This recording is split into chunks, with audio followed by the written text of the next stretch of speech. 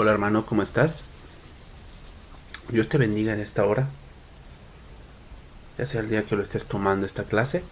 Eh, Damos gracias a Dios por esta oportunidad que tenemos de tener esta herramienta y este instituto que Dios nos ha permitido ir llevando poco a poco. Y bueno, vamos a comenzar esta clase número 2 de la materia, la epístola de los Gálatas.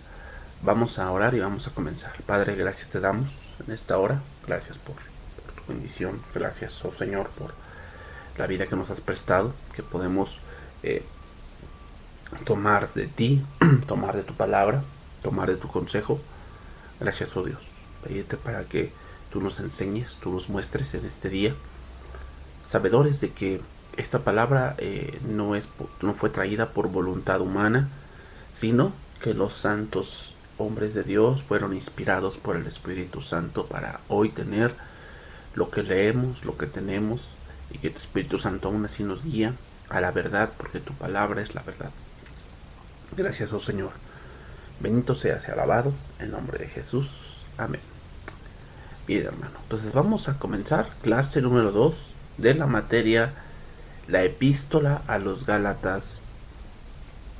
Y vamos a adentrarnos un poquito más, en este caso ya entrando a los versículos de esta carta. Vamos a ir avanzando en esta clase, ir estudiando exegéticamente esta carta que es una de las cartas que deberíamos saber entender, o más que nada deberíamos saber su contenido, y que es una carta muy actual de lo que hoy estamos viviendo. ¿Okay? Entonces vamos a iniciar allí. Aquí tenemos, empezamos allí en el origen del Evangelio. El origen del Evangelio. Entonces vamos a comenzar ya la semana pasada. Ya vimos un poco este versículo 1. Habíamos dicho como aquí Pablo, como un punto de judío, habla de que aquí son las dos personas, según el punto judío, Jesucristo y el Padre, quienes le dieron esa autoridad al apóstol para pues hacer todo este ministerio que él realizó, ¿verdad? Todos estos viajes misioneros, la fundación de congregaciones a través de Asia, en Éfeso, en Filipos, Tesalónica, Roma, Colosenses, que bueno, no fue él directamente quien las fundó, en este caso Colosas y Roma, pero sin embargo tuvo una gran influencia en el desarrollo teológico de las iglesias. Entonces, habíamos dicho aquí que lo que significa apóstol, que significa enviado, mensajero. Un apóstol es alguien que Dios le ha encargado un trabajo. Entonces, lo que es apóstol, profeta, maestro, no estamos hablando de rangos. En la iglesia no hay ese tipo de cosas de que, bueno, es que este es mayor que este. No. Tal vez mayor en responsabilidad, eso sí. ¿Quién tiene más responsabilidad, un maestro o un pastor? Pues es lógico que un pastor. Pero delante de Dios son ovejas, son gente que está aprendiendo, que debe someterse a la voluntad de Dios, que debe someterse a lo que es la palabra de Dios. La máxima autoridad en la congregación es la Biblia. Esa es la máxima autoridad. O sea, debemos llevar la congregación en base a la Biblia. Otra cosa, pues bueno, Pablo aquí lo va a mencionar y después vamos a estar mirando esto. Entonces, seguimos acá. Entonces, Gálatas capítulo 1, verso número 2. Dice, y todos los hermanos que están conmigo en las iglesias de Galacia. A las iglesias de Galacia, recordemos que, como lo vimos en la anterior lección, yo les enseñé un mapa donde estaban las iglesias de Galacia. Galacia es una extensión donde hay donde había muchas congregaciones. O sea, no está solamente a una ciudad, sino son diferentes congregaciones en una región. Ok, entonces aquí vemos como Pablo con esa autoridad envía esta carta, ¿ok? Ahora era muy importante en los anteriores tiempos escribir bien, o sea, había diferentes métodos para saber que esta carta era de alguien efectivamente era de alguien, ¿no? Hoy tenemos bastantes métodos para saber que no hay plagio, que no hay piratería, cosas así. Pero en ese tiempo, ¿cómo sabías? ¿Cómo sabías que de verdad esa carta era de Pablo? Porque había cartas falsas.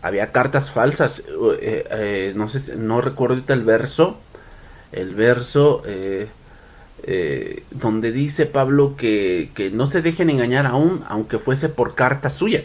Creo que es en Tesalonicenses, donde Pablo aborda este tema y les dice que no se dejen engañar, diciendo que la resurrección ya se había efectuado, ¿no? O sea, mucha gente falsificaba o escribía cartas en nombre de Pablo. Y entonces la gente lo creía porque, pues bueno, él decía, bueno, es Pablo. Bueno, había una manera y en ese tiempo había varias maneras, pero una de ellas era el sello. Recuerden que antes la gente importante tenía un sello, tenía un anillo. Tenía un anillo con el nombre de su familia o con alguna inicial que distinguiera cierta familia. Entonces lo que se hacía era poner cera en la carta y se sellaba. Y entonces ahí se daba uno cuenta de que era de tal persona, era del rey, era de cierta persona importante. Un ejemplo de esto fue, recuerden el libro de Esther, cuando dice que Namán o Amán, Amán, el malvado Amán, hizo un decreto donde se tenía que exterminar a los judíos y se selló con el anillo del rey. O sea, era un decreto real y con eso se distinguía que era efectivamente del rey. En este caso se distinguía por la manera de saludar de Pablo, pero por otra cosa importante también, y era la manera de escribir. Pablo tenía una manera de escribir muy peculiar. La escritura era indiscutible que era de Pablo. Hay un versículo, ahora también no lo recuerdo bien, pero hay un versículo donde dice: esta carta fue escrita de mi propia mano. Y eso hace referencia a que Pablo ya tenía en sus últimos tiempos. Recuerden que la última carta que él escribió fue Segunda Timoteo, pero antes de eso escribió otras cartas como Efesios o como Tesalonicenses. Se dice que la primera carta que escribió fue Tesalonicenses y después fue esta. Pero ya en las últimas cartas, Pablo, que lo vamos a mencionar en esta carta, él tenía un aguijón y mucho se cree que el aguijón que Pablo tenía era de los ojos, o sea, él sufría de la vista. Entonces, al tener este tipo de enfermedad, Pablo ya no podía escribir con mucha soltura porque ya no veía muy bien. Entonces, estuvo un escribano. Entonces, ¿qué se hacía? Lo que se hacía era que ¿cómo se llama? Que el escribano le escribía lo que Pablo le dictaba y al final de la carta Pablo escribía unas líneas. Entonces con eso se distinguía que efectivamente esa carta era de Pablo. ¿Cómo? Bueno, que al final de la carta había una distinción de letra. La letra de Pablo era muy peculiar. Entonces en ese tiempo pues obviamente circulaban muchas cartas de Pablo y se distinguía la letra de Pablo. Entonces esto es lo que se hacía con las últimas cartas, que un escribano escribía toda la carta y al final de la carta Pablo escribía algunas líneas para que se diese fidelidad de que esa carta efectivamente era de Pablo. Entonces eso es lo que nos está viendo aquí, o lo que estamos viendo en esta parte, que Pablo incluye a las iglesias de Galacia y les está diciendo que él es el que está escribiendo. Ok, luego dice el versículo 3, dice, gracia y paz sean a vosotros, el Dios y Padre de nuestro Señor Jesucristo. Aquí que vemos, gracia y paz, conjunción, mira, Dios el Padre y nuestro Señor Jesucristo. Como vemos, aquí hay una pareja, o más que nada, aquí hay una pareja y aquí hay otra. ¿A qué hace referencia? Bueno, Pablo, este saludo era muy común. Este saludo era muy común en los tiempos de la iglesia primitiva. Decir gracia y paz. ¿Por qué? Gracia hacía referencia a la bondad inmerecida de Dios que mostrada a los pecadores impíos.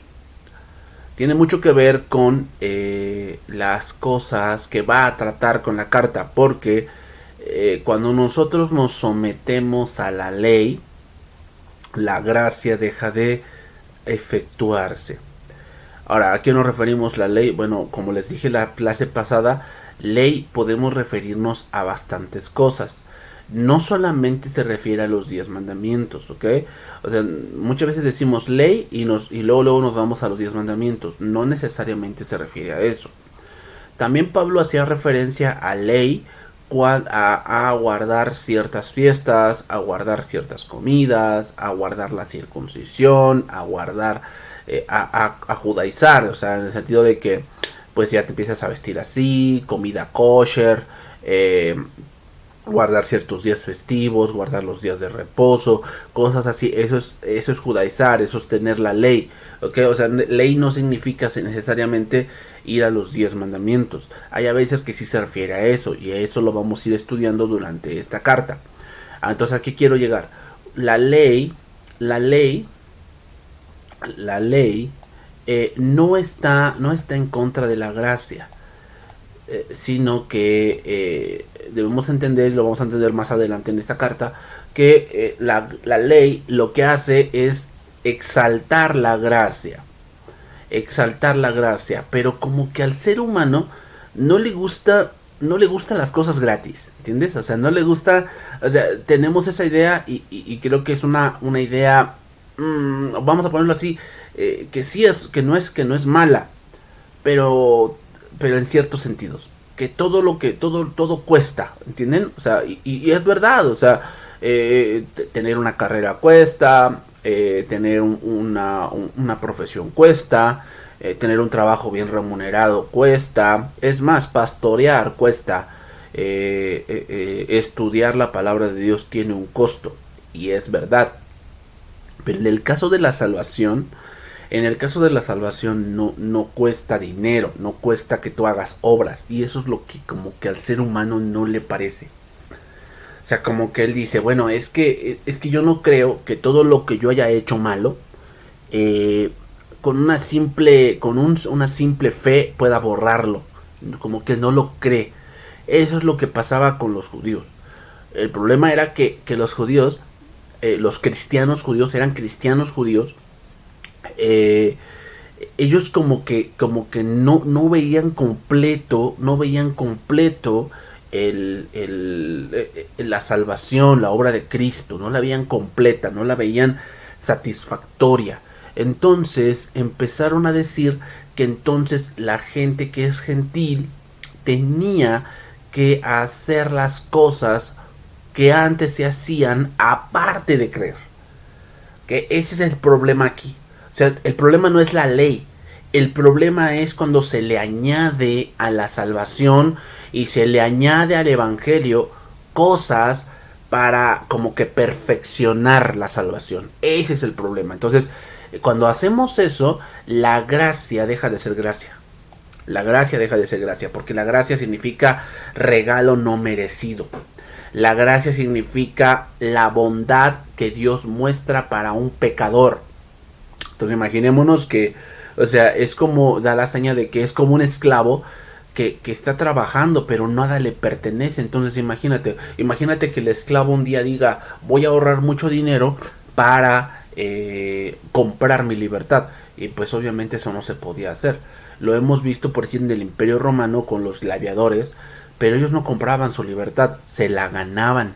¿Te das cuenta? O sea, ahí no había gracia ni paz, ahí había lucha y había muerte, porque cada vez que salía a la arena y a tratar de ganar su libertad, pues obviamente corría el riesgo de morir.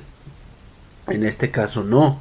Entonces, gracia significa algo que trae el evangelio, algo que trae el evangelio y que nos muestra, obviamente, que vamos a ponerlo así, que la ley es lo que maximiza la gracia. La ley maximiza la gracia. ¿Cómo lo vemos a través de la historia? Bueno, que la ley fue puesta para que el pueblo de Dios andara en los mandamientos de Dios, andara en los caminos que Dios le agradaban. ¿Ok? Entonces, al no andar en esos caminos, se hacía muy evidente que el pueblo de Dios era desobediente, por lo tanto venía una disciplina, pero en esa disciplina no los destruía por completo. Eso es gracia. ¿Okay? O sea, porque lo que merecían era ser destruidos por completo, pero Dios no lo hizo. ¿Por qué? Gracia. O sea, no, es más, en Deuteronomio se les dice que se les ha salvado no porque sean un pueblo muy fuerte o porque sean un pueblo exitoso, no, sino simplemente es la gracia de Dios, porque Dios los ha amado. Aquí vemos otra palabra entonces, paz. Esta paz es el resultado de la gracia. Cuando un pecador recibe a Jesús, tiene paz para con Dios. Estas dos cosas, hermanos, gracia y paz, no las puede traer la ley. La ley solamente trae sobre la vida de una persona, solamente trae dolor y ira. La ira de Dios sobre él. Ok, entonces es muy importante que entendamos que el evangelio es el resultado, o el evangelio es el resultado de la gracia y la ley. Cuando exaltamos una de ambas, porque también está el otro extremo, o sea, también está el extremo de aquellos que están con la supergracia, ¿no? La supergracia es que como la salvación no se pierde, entonces vamos a hacer lo que querramos, vamos a hacer y deshacer total, al final pues me voy a ir al cielo. No necesariamente, ¿okay? No necesariamente. Entonces, ¿quién hizo esta parte de gracia y paz? Bueno, Dios el Padre y el Hijo. El Padre hizo el plan y el Hijo lo ejecutó. ¿Ok? O sea, básicamente el plan del Evangelio influye en las tres personas de la Trinidad. El plan ideó todo el plan de salvación que vemos desde la eternidad. O sea, incluso la caída de Adán, sí, incluso la caída de Adán estaba en el plan de Dios. El Hijo ejecutó ese plan, es el autor, por eso dice, es el autor y consumador de nuestra fe. Entonces, ¿qué hace el Espíritu Santo? Bueno, el Espíritu Santo lo que hace, y lo vamos a ver también en esta carta, es aquel que nos guía a través del Evangelio y transforma nuestras vidas para que seamos como Jesucristo. ¿Ok? Entonces seguimos adelante, versículo número 4. El cual se dio a sí mismo por nuestros pecados para librarnos del presente siglo malo, conforme a la voluntad de nuestro Dios y Padre, a quien sea la gloria por los siglos de los siglos. Amén. Fíjate, esto es importante. Remarca lo que Cristo hizo. Dice, el cual se dio a sí mismo por nuestros pecados. O sea, el evangelio tiene que tener esto. Al mencionar el evangelio, necesitamos tener entendido esta parte. Entendido que Cristo se dio por nuestros pecados. Se ha entendido que nosotros hemos hecho salvos por el puro afecto de su voluntad. O sea, el pensar que nosotros somos mejores que otros porque hacemos ciertas cosas es pisotear el sacrificio de Cristo. Luego dice aquí, para librarnos del presente siglo malo. Pregunta, ¿librarnos de qué? ¿Librarnos de qué? Bueno, lo que está diciendo aquí Pablo, aquí librarnos habla de santidad. santidad. ¿Cuál era el punto de que Dios le diese leyes a su pueblo? Hacerlos un pueblo diferente. Hacerlos un pueblo diferente. O sea, el Señor les dijo a Israel, le dijo, tú vas a entrar a una tierra que está llena de pueblos paganos, o sea, está llena de pueblos que yo los he desechado. ¿Por qué? Porque han contaminado la tierra, pero tú no te vuelvas como ellos. Entonces, obviamente la ley es buena, la ley es buena, o sea, hablo de los 10 mandamientos, es buena. Sin embargo, llevarla al punto de que me puede santificar, me puede justificar y me puede glorificar es un completo error. Es un completo error. O sea, obviamente los judíos se distinguen, hablo de los judíos modernos, se distinguen por ciertas cosas que ellos hacen, ¿no? Se distinguen por cosas que ellos practican y por cosas que ellos, pues obviamente, tienen muy presente. Y eso como que los distingue, ¿no?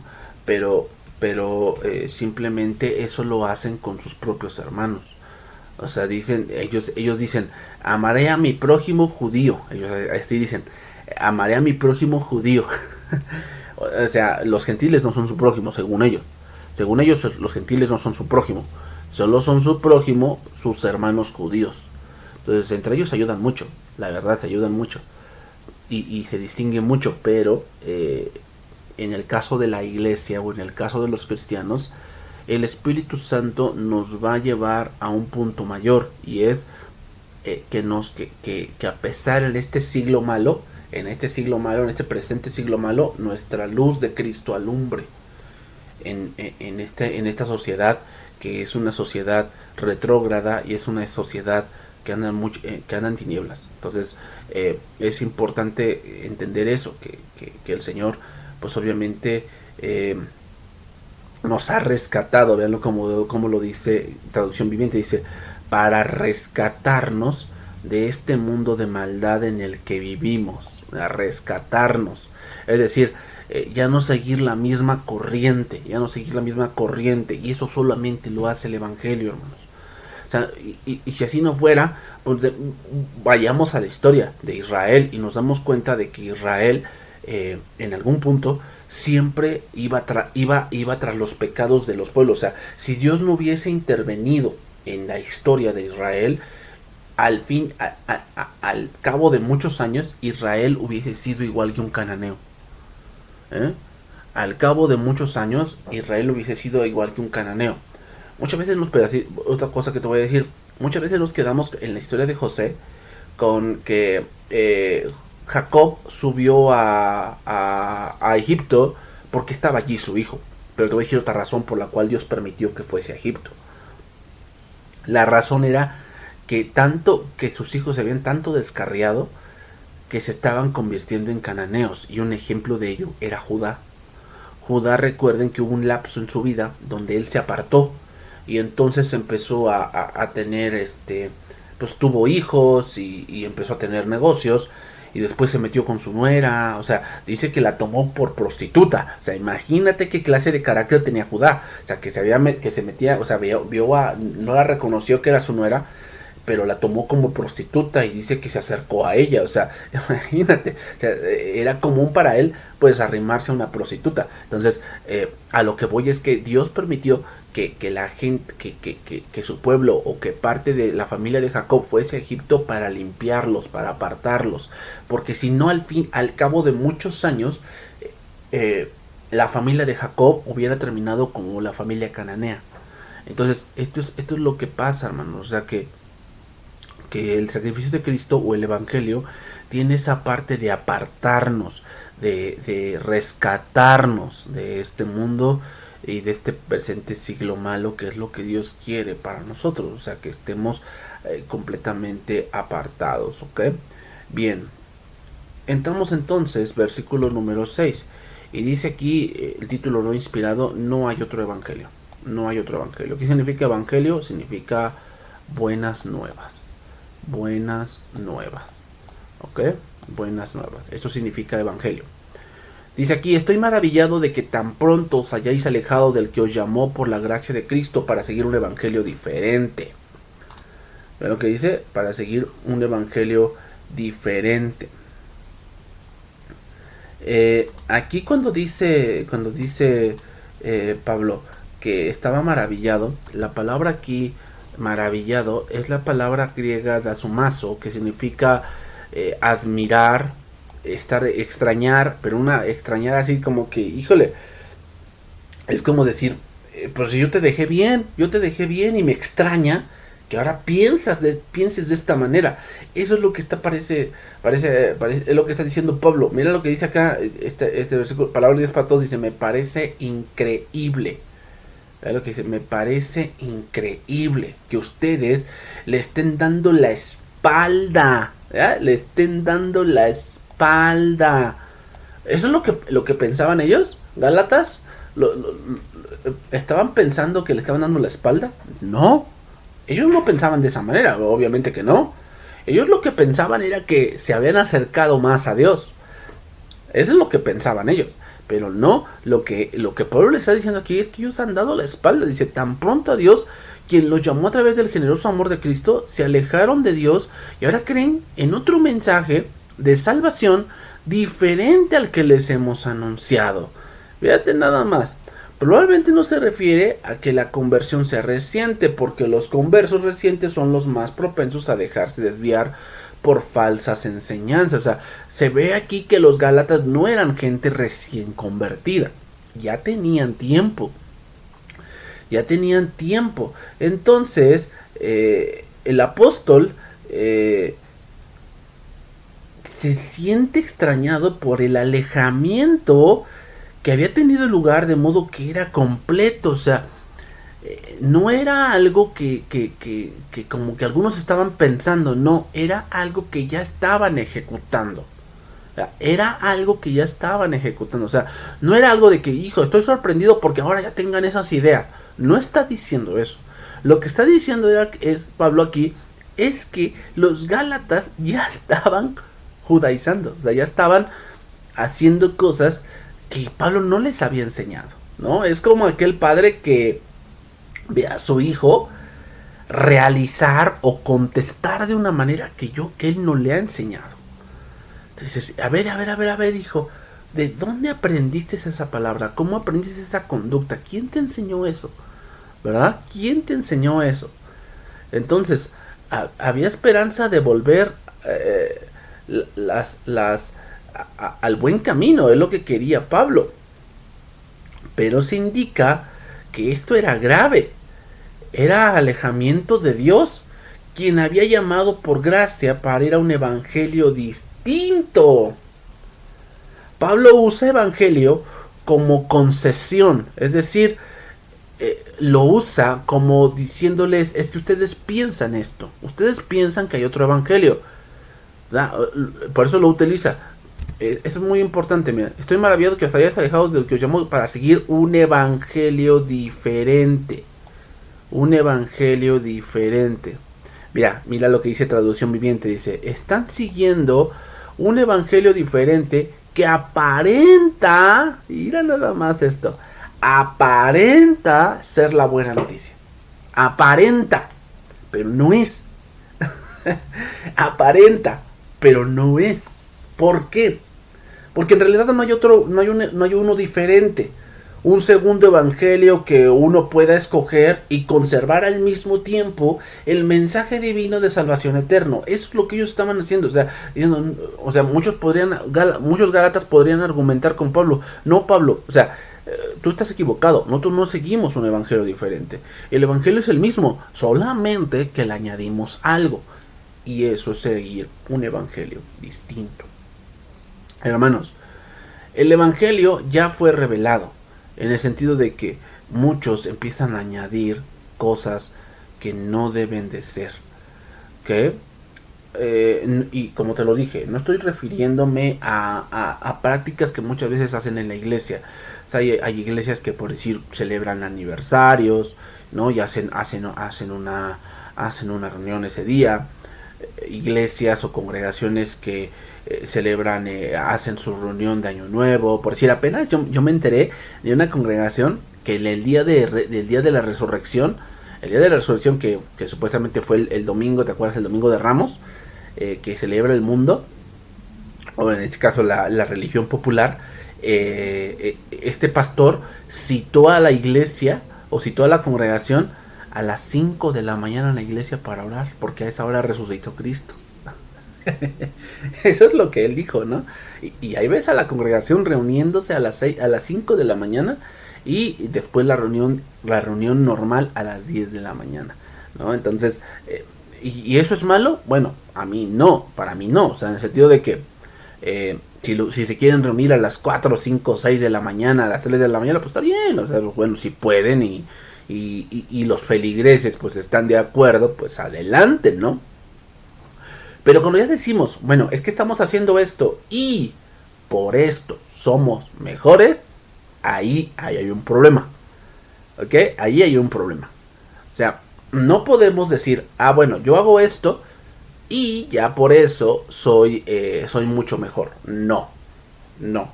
El evangelio ya está. En cuanto a la salvación, en cuanto a la eternidad, o sea, no hay otro camino. Solamente Jesús es el camino y la verdad y la vida. No hay más, ¿ok? Eso que quede bien claro. Ahora, hay doctrinas que son secundarias. ¿Cuál es una doctrina secundaria? Una doctrina secundaria es el arrebatamiento. Nadie se pone de acuerdo si es antes, después, a mediados, no, nadie sabe. Y a lo mejor porque tú creas que eres pretribulacionista y yo soy posttribulacionista, ninguno de los dos se va a salvar, eso no tiene nada que ver. El hecho es que va a ocurrir, ¿ok? Va a ocurrir, pero no sabemos cuándo. Pero el hecho de que tú y yo no nos pongamos de acuerdo en eso no tiene nada que ver con la salvación, ¿ok? Otra doctrina secundaria, la comida. Esa es una doctrina secundaria. Si tú no quieres comer cerdo, está bien, a lo mejor es porque tienes el colesterol arriba, porque dices es que es el animal más sucio. Pues yo he ido a lugares, hermanos, donde crían cerdos. Yo he ido a lugares donde crían cerdos. Y yo te puedo decir que hay muchas... están demasiado limpios, están demasiado limpios. Están creo que más limpios que muchas casas. Entonces, yo creo que sí es importante que a lo mejor estemos un poquito más informados. Pero bueno, si hay alguien que no quiere comer cerdo, pues está bien, o sea, no tengo yo ningún problema. Pero tampoco voy a condenar a aquel que sí lo hace, que le gusta el chicharrón, y le gustan las grasitas, y le gustan las carnitas, y le gusta los tacos de lengua, y los tacos de oreja, y los tacos de birria, y no sé qué tanta cosa. Tampoco lo voy a juzgar, porque obviamente es una doctrina secundaria, es una doctrina que no tiene nada que ver.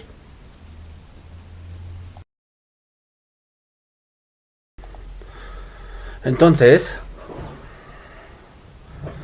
hay doctrinas que son secundarias, como se lo estoy mencionando ahorita, que no tienen nada que ver con la salvación, si los hacemos o no los hacemos, ¿ok? Por cierto, la doctrina secundaria es el bautismo. No estoy diciendo que no sea importante, porque muchos van a decir ahorita, no, pastor, pero o sea, es que el bautismo es importante porque Jesús lo demandó. Sí, obviamente que sí, pero el bautismo no es para salvación, ¿ok? El bautismo no es para salvación, es una declaración pública de lo que tú has hecho en fe, pero no es para salvación. O sea, alguien que se muera sin ser bautizado, ¿se va al cielo o se va al infierno? Pues obviamente que si creyó de todo corazón en Jesucristo, pues bien, se va al cielo, porque el bautismo no tiene nada que ver con la salvación. Sin embargo, una persona que tiene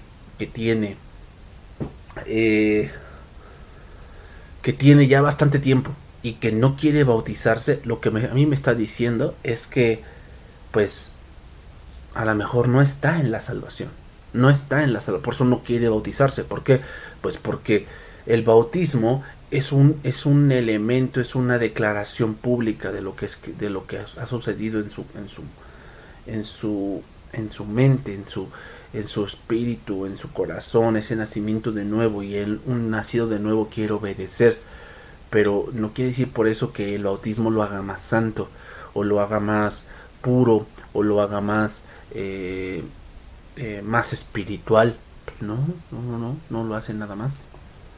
Entonces, eso es lo importante. Entonces, hay doctrinas que aparentan ser muy importantes, pero no lo son. No lo son. Por si, otra doctrina secundaria, la doctrina de los ángeles. O sea, eso es una doctrina secundaria. Pero generalmente yo lo que veo es que estas doctrinas secundarias a muchos los fascina. O sea, a muchos los deja como impactados, como que, ay no, pues es que, y piensan que porque saben de esa doctrina secundaria, ya por eso ya son extremadamente conocedores de Dios y no sé qué tanto rollo. Pero no tiene nada que ver, hermanos, no tiene nada que ver. Entonces, no es que haya un evangelio diferente. Pablo utiliza aquí esta palabra evangelio, para dar énfasis a lo que ellos estaban siguiendo y lo que creían ellos que era lo correcto. O sea, habían cambiado lo que Pablo les había enseñado por otra cosa que según ellos, en su carne, era algo como que superior, ¿verdad? O sea, solamente vas a cambiar algo por algo superior. O sea, tú dices, bueno, yo voy a cambiar no sé, este refresco por otro mejor, ¿no? O yo voy a cambiar mi computadora por una de mejor rendimiento. O yo voy a cambiar mi celular por uno más actual. No creo que cambies tu celular por un celular de los años 90, ¿verdad? No creo que hagas eso. Por voluntad propia, ¿verdad? Si suceden otras cosas, pues bueno. Pero es importante entender esto, que los Gálatas habían hecho esto, habían cambiado el evangelio que Pablo les había enseñado, y que ahorita vamos a entender que Pablo lo recibió de Cristo, y lo habían cambiado por otro que no era, que parecía como que era un evangelio superior, ¿entienden? Un evangelio superior. Seguimos allí, versículo número 7. Dice, no que haya otro, sino que hay algunos que os perturban y quieren pervertir el evangelio de Cristo. Vea cómo dice la traducción viviente, pero no lo es en absoluto. Están siendo engañados, pero por los que a propósito distorsionan la verdad. Esta palabra interesante. La palabra a propósito. ¿Sabes por qué? Porque lo que quiere decir es que son personas que sí conocen el evangelio. Sí conocen el evangelio, pero a propósito están añadiendo otras cosas. A propósito están suplantando cosas del verdadero evangelio y les están añadiendo cosas para que la gente crea y la gente se desvíe. Entonces, si bien la responsabilidad de los Gálatas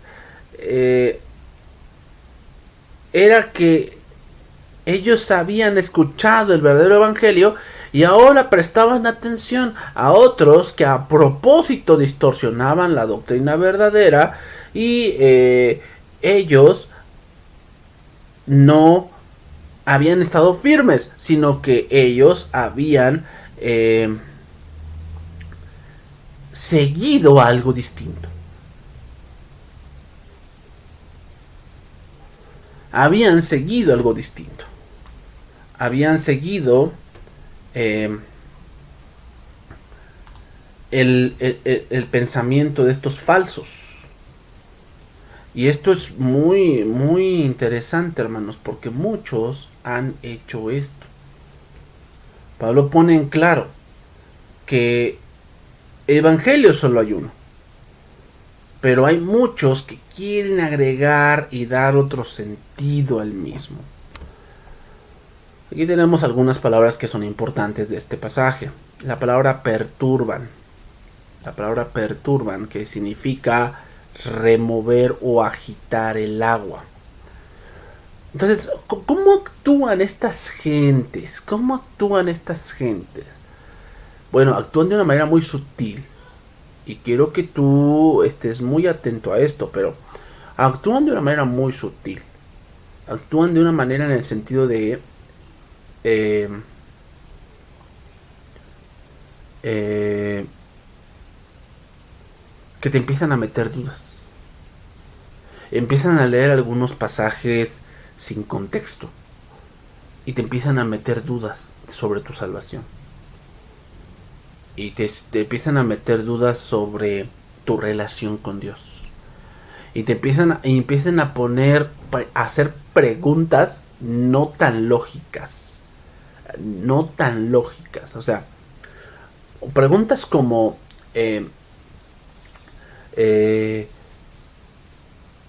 ¿por qué no guardas el día de reposo si el día de reposo está en los 10 mandamientos? Ah. Entonces dice, te sacan un versículo, por si hay un versículo en Jeremías, que dice que Dios va a castigar a su pueblo por transgredir sus días de reposo. Entonces ellos dicen, ya ves, aquí ellos van a ser destruidos porque somos porque ellos no guardaron el día de reposo, y luego ellos sacan, y nosotros somos el Israel de Dios y nosotros tenemos que guardar también el día de reposo. Fíjate, toman un verso del Nuevo Testamento que sí lo dice, que nosotros somos el Israel de Dios, Romanos, y lo aplican a una época en donde el antiguo pacto estaba vigente. Y eso es un error de hermenéutica. Eso no se puede hacer o no se debería de hacer. Pero ¿sabes qué hacen? Agitar el agua.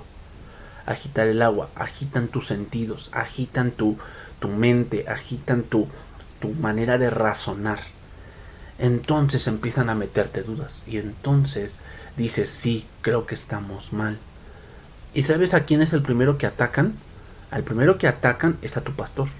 Atacan a tu pastor diciéndole que tu pastor está súper mal, que tu pastor no estudia la Biblia, que tu pastor no sabe de Cristo, que tu pastor, si él de verdad quisiese ser santo, debería impulsarlos a estudiar más Torah, dicen así, Torah. Yo no estoy en contra de eso, o sea, yo estoy a favor de que se estudie el Antiguo Testamento y que se estudie toda la Biblia, toda la Biblia. Que hay algunos que nada más estudian el Nuevo Testamento, pues tampoco los voy a condenar, o sea, ya llegará su momento, pero eso es lo que pasa, y yo veo que a muchos los han movido, los han perturbado, los han llevado a un momento de subyugarlos, de inquietarlos. Mira lo que dice aquí, esta es otra palabra, inquietarlos. O sea, ya no viven en paz. Te voy a decir algo, si tú estás escuchando personas así, que ya son judaizantes y te están mandando mensajes o te están mandando correos o escucha esta prédica porque te va a llenar de mucho conocimiento, pero es una prédica que habla solamente de que hay que guardar la ley y que todo este tipo de cosas, y te inquieta. Yo te voy a decir algo, tú debes de ir a Dios y debes de estudiar más la palabra, y si no tienes la capacidad para entender, pues para eso ve a tu autoridad, pero ve a la autoridad para aprender, no para decirle que él está mal, no, porque el que tiene dudas eres tú, no él. O sea, yo te soy sincero, a mí yo no tengo dudas de esto, yo no tengo dudas, pero tú, si tú tienes esa inquietud, tienes esas cosas de dudas, es que alguien te está perturbando, alguien te está moviendo el agua y no te deja ver con claridad, porque alguien que agita el agua es para que no veas el fondo, ¿ok? Es para que no veas el fondo. Cuando el agua se aquieta, entonces puedes ver el fondo. Entonces, eso es muy importante. Recuerden que el Evangelio va a traer paz a tu corazón, va a traer paz a tu mente. Entonces, tú estar preocupado porque no guardas ciertos días o porque no guardas cierta comida, creo que no viene de Dios. Mira lo que dice después, pervertir. Metastrefo. y significa voltear, voltear a través o transmutar o figurativamente corromper. Corromper, es decir, alguien que pervierte es aquel que se saca algo de la manga. Es decir, como por decir, no, pues es que, voy a poner un ejemplo. Imaginémonos que tú chocas, ¿no? Chocas o bueno, te chocan, ¿no? Porque así, ¿no? Yo no choqué, me chocaron. Ok, te chocan, ¿ok? Vamos a imaginar eso, te chocan. Entonces, tú llegas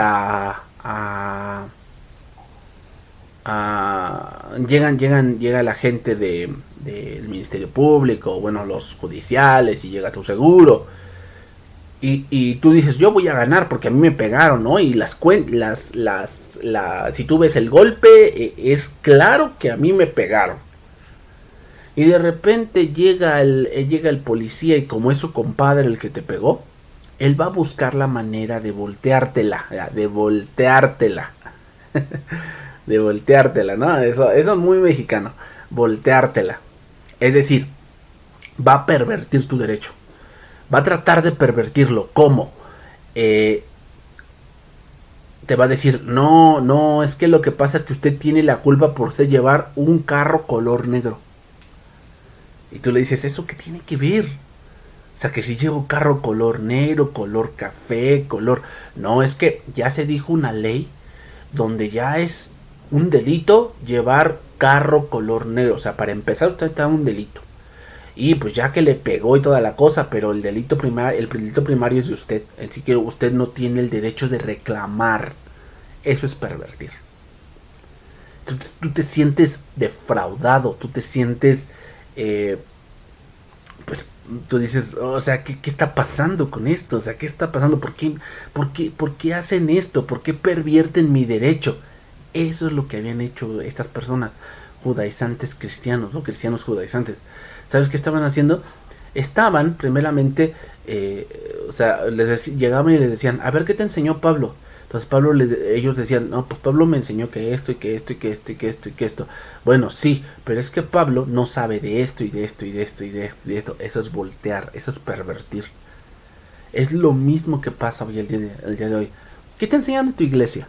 Y empiezan, no, pues que esto y esto y esto y esto y esto. Ah, bueno, pero es que allí tu pastor y todos allá no conocen de esto y esto y esto y esto y esto y esto y esto. Y son doctrinas secundarias, pero se escuchan muy... como que muy espirituales. Se escuchan muy espirituales, así como que, wow, no, sí, este hombre sabe cosas que yo no sé, wow, o sea, sí es cierto, mi pastor no sabe nada, es un neófito, es alguien que no estudia, y como no estudia, nos está robando el dinero, y yo mejor me voy a un lugar donde sí me enseñen la verdad de Dios, donde sí está el Shaddai, donde sí está Jehová Jireh, y cosas así. Y no es en son de burla, hermanos, pero en verdad, o sea, son gente en verdad muy cerrada, y son muy hábiles para pervertir el evangelio, en verdad, o sea, son muy hábiles para hacerte creer que ellos están en lo correcto y que tú estás en lo malo. Una forma de perturbar y pervertir el evangelio es decir que todas las religiones llevan a Dios. Es por esto que el ecumenismo no es válido en el cristianismo, porque solo Cristo es el camino, la verdad y la vida. Entonces, es muy importante esto, hermano. O sea, que tú entiendas que no hay otro evangelio. No hay otro evangelio. No te dejes perturbar, no dejes pervertir tu libertad. No dejes que perviertan la gracia. No dejes eso. O sea, de verdad, a mí me causa mucha tristeza ver a iglesias hoy cristianas que se han inmiscuido en esto, que se han inmiscuido en que son, o sea, otra cosa que tienen estos judaizantes y que debo reconocerlo es que estudian mucho, o sea, de verdad leen mucho y saben muchas cosas del Antiguo Testamento que a veces a lo mejor yo ni sabría, y entonces pervierten. Por eso, hermanos, hay que estudiar, hay que seguir estudiando. ¿Saben por qué? Porque lamentablemente la falta de estudio hace que seamos vulnerables a estas personas que de verdad pervierten el derecho, que de verdad perturban a la iglesia, de verdad. O sea, yo veo a gente que hoy está en iglesias judaizantes, gente que yo conocí, gente que yo hasta yo mismo las discipulé, y ahora dicen que no, que ellos mejor se van al judaísmo porque ahí sienten ellos que ahí sí está la verdad. Y yo les he dicho, yo también pues, les diría como los Gálatas, oh Gálatas insensatos, ¿quién nos fascinó para no creer la verdad, ¿no? Entonces, hermanos, vamos a seguir estudiando, vamos a seguir estudiando. Pablo tenía una gran urgencia y yo creo que yo también la tengo. Yo también tengo esa urgencia de decirles, hermanos, no te dejes perturbar, no te dejes pervertir. Estudia la palabra y vas a ver y te vas a dar cuenta que en Cristo tenemos todo lo que necesitamos. Que Dios te bendiga y nos vemos la siguiente clase de la Epístola a los Gálatas. Bendiciones.